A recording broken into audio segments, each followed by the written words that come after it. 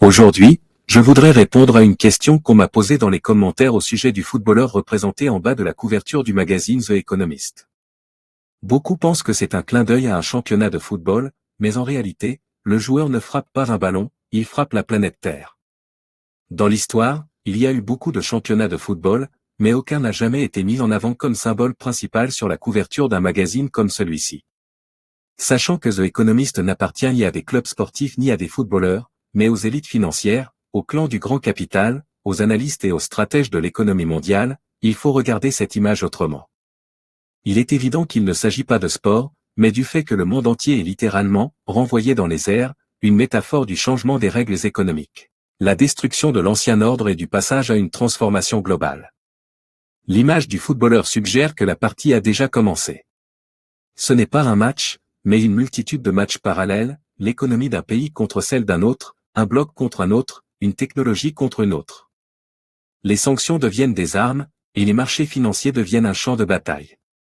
Le monde dépend de plus en plus des capitaux et de leurs mouvements, des décisions des acteurs financiers et de ceux qui contrôlent réellement les flux monétaires. Aujourd'hui, la stabilité économique ne dépend plus de la production, mais des décisions politiques.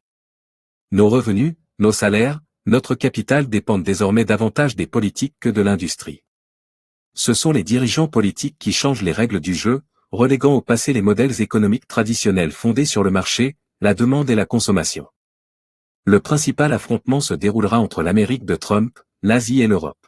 Donald Trump apparaît comme une figure centrale de la dynamique mondiale sur le journal.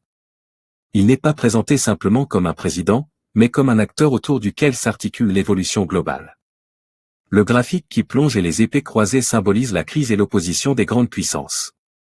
Une véritable guerre économique, taxes, barrières commerciales, sanctions. La présence de Trump indique que les États-Unis se trouvent à un tournant historique majeur. L'Europe n'est pas présentée sur la couverture.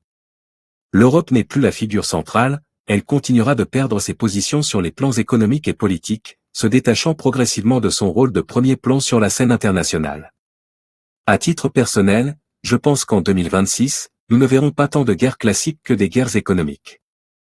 Il faut s'attendre à un effondrement partiel des marchés financiers et des actions, conséquence directe des décisions politiques prises aux États-Unis. Si l'on analyse cette couverture et qu'on la met en relation avec les événements actuels dans le monde, une conclusion apparaît clairement, il n'y aura pas de guerre en Europe.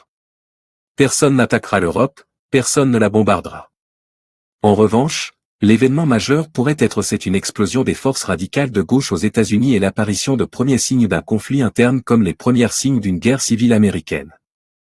Dans ce contexte, les marchés mondiaux seront extrêmement instables, le dollar pourrait se renforcer face à l'euro, les actions européennes à baisser, et l'or à monter.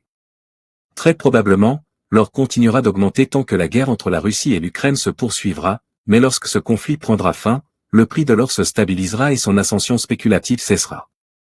En un mot, l'année 2026 sera une mauvaise année pour l'Europe sur le plan économique. L'Europe s'appauvrira, et nous, sa population avec elle aussi. Pour un vrai renouveau économique en Europe, il faudra sans doute attendre 2027, ou même plus longtemps.